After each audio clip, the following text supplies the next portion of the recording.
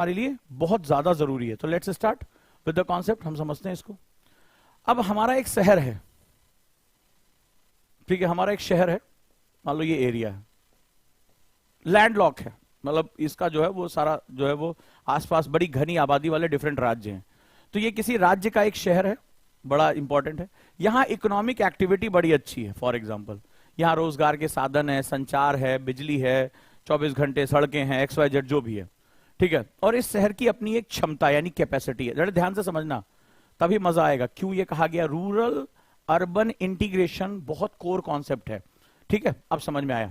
अब हुआ क्या कि इस राज्य के आसपास कई और जगह हैं, ठीक है। कोई राज्य ए है, या कोई शहर ए है, या कोई जिला ए है, एक दूसरा शहर बी है, तीसरा शहर सी है, डी है, ये नियर अबाउट है।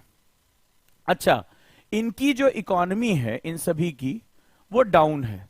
यहां रोजगार नहीं है, रोजगार कम है, डाउन मतलब कम है। बड़े ध्यान से समझते जाना कॉन्सेप्ट, ठीक है। यहां इकोनॉमी डाउन है, यहां बिजली कम है, 24 घंटे बिजली नहीं आती, यहां पर संचार सुविधा ट्रांसपोर्टेशन कम है। अब ये नियर अबाउट है फॉर एग्जांपल, ठीक है, लैंडलॉक है। ये सभी यहां से ट्रेनें आपस में कनेक्ट हैं, बस आपस में कनेक्ट है, सारी चीजें कनेक्ट हैं।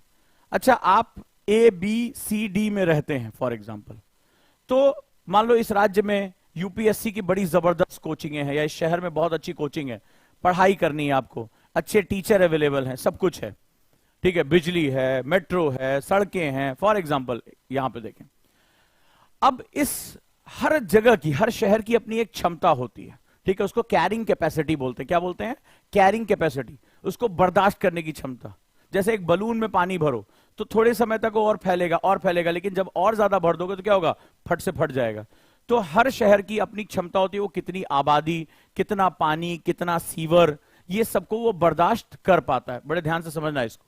अब होगा क्या, मान लो आप अलग अलग राज्यों में, तो आप ये सुविधा प्राप्त करने के लिए कहां जाना चाहोगे? जॉब, ठीक है, इकोनॉमी, बिजली, पढ़ाई, इसके लिए आप कहां जाना चाहोगे? अच्छी यूनिवर्सिटी, अच्छे टीचर, तो आप कहां आना चाहोगे? मान लो ये हमारा शहर है, इसका नाम हमने का रख दिया, कहां आना चाहोगे? फॉर एग्जाम्पल कहां आना चाहोगे?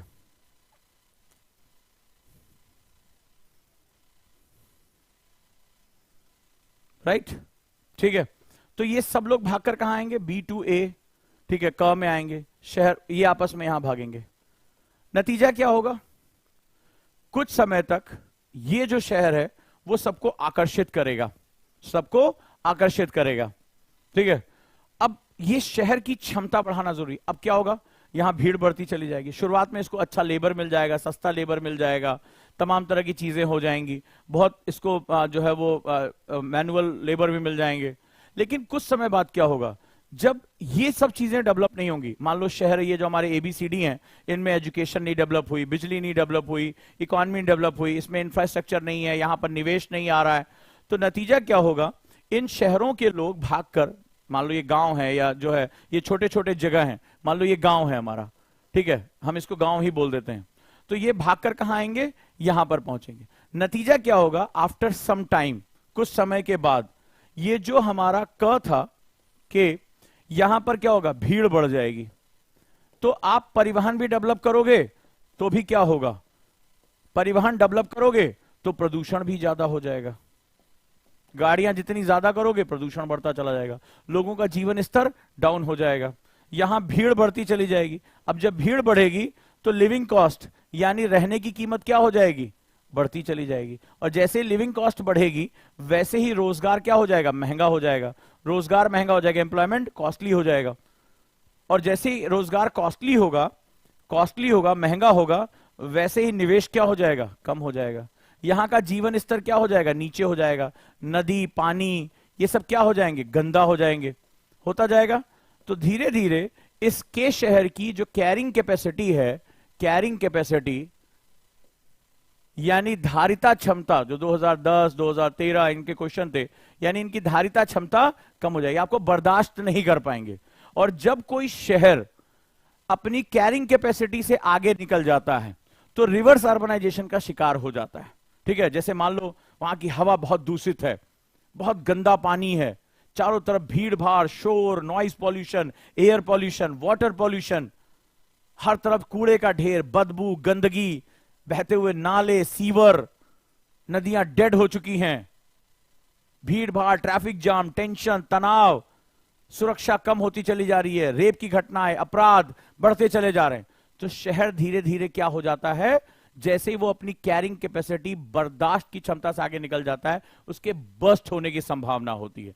बस्ट होने की संभावना की पहली स्थिति को हम लोग डेट्रॉइट कहते हैं। अमेरिका का एक शहर था, वहां इतना अर्बनाइजेशन बढ़ गया, इतना इंडस्ट्रियलाइजेशन बढ़ गया कि वहां के लोगों को वो शहर छोड़कर जाना पड़ गया, क्योंकि वहां पर जीवन जीने की संभावना खत्म हो गई थी। इतना ज्यादा फैक्ट्रियां हो गई थी कि लोग वहां जिंदा ही नहीं रह सकते थे, इतना सब कुछ दूषित हो गया था। So that is known as Detroit. क्या बोलते हैं इसको?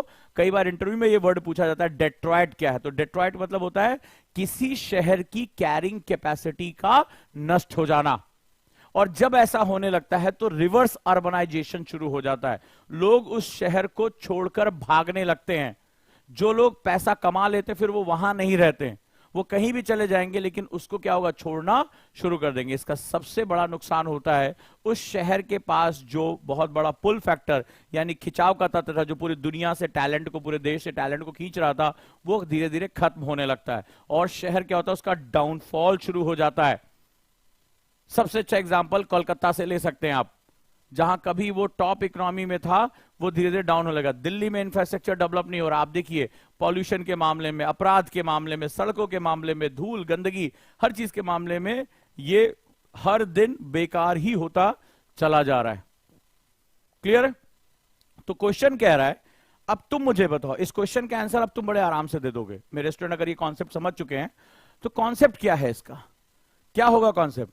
अब तुम्हें इस शहर की कैरिंग कैपेसिटी को बना के रख, इसको स्मार्ट बनाना है। तो स्मार्ट कैसे बनाओगे? मान लो किसी को स्मार्ट बनाना है, ठीक है, पिंपल मुंह पे निकले हुए हैं, बालों में तेल नहीं लगा हुआ है और बिल्कुल बदहाल कपड़े कोई फाड़ के लेके चला गया, एकदम मजनू जैसा बना दिया उनको। तो कैसे स्मार्ट कैसे बनाओगे उसको? ठीक है, बिल्कुल थकान से चूर है, शरीर पे घाव हो रखे हैं, तो तुम उसको स्मार्ट कैसे बनाओगे? ठीक है, how do make this person smart? तुम्हें उसको रिलैक्स करना होगा, तुम्हें उसको हेल्दी होने का टाइम देना होगा, तभी तो स्मार्ट बना पाओगे। उसके घाव भरने होंगे, उसको आराम, उसको न्यूट्रिशन चाहिए होगा, तब वो जाके सांस ले पाएगा, अच्छी नींद पूरी करेगा। नहीं तो आंखों के नीचे काले गड्ढे हो गए हैं, बाल ग्रे हो गए हैं, शरीर पे घाव हो गया, थकान से चूर है, तो वो कभी स्मार्ट नहीं हो सकता। So you want to make your city smart, बोला स्मार्ट सिटी प्रोजेक्ट लेकर आओ, और शरीर घायल होता चला जा रहा है। क्यों? भीड़ बढ़ती चली जा रही, बढ़ती चली जा रही, माइग्रेंट्स आए चले जा रहे हैं, क्योंकि आसपास के इलाकों में जॉब नहीं है, पीने का पानी नहीं है, बिजली नहीं है, मेट्रो नहीं है, संचार नहीं है, इंफ्रास्ट्रक्चर नहीं है, सुरक्षा नहीं है, कुछ भी नहीं है, तो लोग भागकर वहां आ रहे हैं। अब कानून के हिसाब से तुम आने से रोक नहीं सकते उन्हें, तो क्या हो रहा है, तुम घायल होते चले जा रहे हो, शहर की कैरिंग कैपेसिटी घायल हो रही है। तो जब घायल हो रही है तो तुमको इसको स्मार्ट बना पाओगे? क्योंकि उसको नींद पूरी करनी है, आराम चाहिए, उसको न्यूट्रिशन चाहिए। शहर तो एकदम, शहर की आबोहवा तड़प रही है। दिल्ली में यमुना डेड हो चुकी है, लिविंग डेजर्ट बोलते हैं उसको। उसके पानी में मछलियां नहीं पैदा हो सकती, इतना गंदा पानी उसमें गिरा जा चुका है, वो काला हो चुका है, इतने केमिकल उसमें आ चुके हैं कि वहां पर क्या हो गया, उसको लिविंग डेजर्ट कहा जाता है यमुना को दिल्ली में, क्योंकि उसको टाइम ही नहीं मिल रहा है रिजनरेट होने के लिए। तो तुम्हें इस पॉपुलेशन अतिक्रमण को, जो उसके ऊपर हो रहा है माइग्रेशन, उसको रोकना पड़ेगा। तो कैसे रोकोगे? क्वेश्चन बहुत डेप्थ का है। कैसे रोकोगे? तुम जो सोर्स है, इसको हम लोग क्या बोलेंगे, सोर्स। इसको ज्योग्राफी में बोला जाता है पुश फैक्टर। क्या बोला जाता है इसको? कई बार ये क्वेश्चन आ चुका है, पुश फैक्टर, लिख लेना ये सब। इसको स्रोत बोलते हैं, वो उसका स्रोत है, तो इसको पुश फैक्टर यानी धक्का देने वाला एजेंट बोलते हैं। क्योंकि धक्का तो दिया जा रहा है, तुम्हारे यहाँ कोचिंग नहीं है, तुम्हारे यहाँ एजुकेशन नहीं है, मालूम मिल रही है, फॉर एग्जाम्पल किसी गांव से आए हो, रोजगार नहीं है, बिजली नहीं है, इंफ्रास्ट्रक्चर नहीं, सुरक्षा नहीं है, तो भागकर कहां जाओगे? जहां तुम्हारी लाइफ अच्छी होगी। तो नतीजा क्या होगा? Push factor. ठीक है, दिस इज, उसको धक्का कारक बोलते हैं। ठीक है, ये उत्प्रेरक के रूप में काम करेगा। तो यहां क्वेश्चन है कि सबसे ज्यादा गांव से लोग माइग्रेट हो रहे हैं, क्योंकि गांव में डिजिटल डिवाइड है, गांव में बिजली नहीं है, गांव में जो सुरक्षा नहीं है, गांव में रोजगार नहीं है, जीवन जीने का स्तर नहीं है। तो ये क्या हो रहा है, ये शहरों की तरफ भाग रहे हैं और वहां की कैरिंग कैपेसिटी डिस्टर्ब हो रही है। तो क्या करना पड़ेगा तुम्हें? उस सोर्स को तुम्हें ठीक करना पड़ेगा। उसके लिए कैसे होगा? उसको स्मार्ट बनाना पड़ेगा। स्मार्ट बनाने का मतलब क्या हुआ? हम शहरों को, हम अपने गांवों को पता नहीं कब से विकसित करने के चक्कर में पड़े हुए हैं। इस क्वेश्चन का मतलब क्या है? बहुत समय से विकसित करने पे लगे पड़े हैं। हम सड़क तो ढंग से बना नहीं पाए, हम इंफ्रास्ट्रक्चर नहीं दे। स्मार्ट मतलब हुआ कि जो डिजिटल टेक्निक्स तुम यूज कर रहे हो शहरों में, वही गांव में इस्तेमाल करो। जैसे सबसे पहले गांव का डिजिटल डिवाइड खत्म करो, क्योंकि उस दिन मैंने तुम्हें क्या सिखाया था महिला सशक्तिकरण में, कि अगर सामाजिक महिला सशक्तिकरण चाहिए तो उसको फाइनेंशियल क्या करना पड़ेगा? इंक्लूजन देना पड़ेगा, वित्तीय समावेशन। और वित्तीय समावेशन कैसे आएगा? जब तुम उसको डिजिटल समावेशन दोगे। तो गांव के बच्चे को भी डिजिटल एजुकेशन, मैं यहां क्लास ले रहा हूं, और अगर डिजिटल तकनीक के माध्यम से स्मार्टफोन गांव के बच्चे को, मेरे ख्याल से आप में से कई बच्चे विशुद्ध गांव में रह रहे होंगे, मेरे बहुत से स्टूडेंट हैं जो बहुत ही रूरल एरिया में रह रहे हैं, हाँ या ना? अगर वो मेरी एजुकेशन को, मेरे पढ़ाने के तरीकों को वहां एक्सेप्ट कर पा रहे हैं, तो डिजिटल डिवाइस खत्म हो गया, स्मार्ट हो गया। पीने का पानी जो शहर में मिल रहा है, गांव को भी दे दो। सड़क शहर को दे रहे हो, गांव को भी दे दो। बिजली शहर को दे रहे हो, गांव को भी दे दो। और सबसे बड़ी बात, जब हमने जनधन शुरू किया तो हमने क्या किया? हमने प्रेरित किया किसको? कि शहर वालों को बैंक की सुविधा खाली क्यों मिले? चाहे सरकार को पैसे देने हो या आपको पैसे जमा कराने हो, ये गांव को भी तो मिलने चाहिए। ये बैंकिंग की सुविधा गांव को क्यों नहीं? तो जब उससे प्रेरणा आई, लोगों ने पहली बार जब जनधन हुआ तो लोगों ने डिजिटल बैंकिंग को सीखा। अबे भैया, हाई कार्ड डालने से पैसा निकलता है।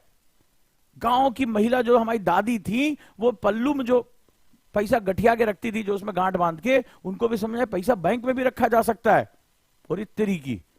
तो उनका डिजिटल बिहेवियर चेंज हुआ, फाइनेंशियल बिहेवियर चेंज हुआ। फिर सरकार को लगा लोग पैसा, प्रधानमंत्री ने जाकर बोला, ब्रिटेन में भाषण दिया कि जनधन अकाउंट में गरीबों के 3,000 करोड़ रुपए ज्यादा जमा हुए। जो 100 रुपए, 200 रुपए, 400 रुपए, 500 रुपए जो जिसके पास था, लोगों ने बैंकों में जमा करना शुरू किया। तो सरकार को आया कि भाई 83% डाकघर गांव में है, और अगर डाकघरों को यानी पोस्ट ऑफिसेस को अगर हम बैंकिंग का लाइसेंस दे दें, बैंकिंग की पावर दे दें, तो इनका पेनिट्रेशन सबसे ज्यादा रूरल इलाके में। डाकिया हर व्यक्ति को जानता है गांव के। तो लो भैया, अगर हम डाकघर को बैंकिंग का दे दें सिस्टम, तो ये क्या होगा? ये स्मार्ट हो जाएंगे। पैसे का निकाल देना, सरकार को कोई चीज भेजनी है तो बीच में बिचौलिए की जरूरत नहीं, सीधे सरकार क्या करेगी? डीबीटी करेगी, डायरेक्ट बेनिफिट ट्रांसफर करेगी, सीधे पैसा उसके खाते में, हाँ या ना? हो गया। तो स्मार्ट मतलब होता है कि जहां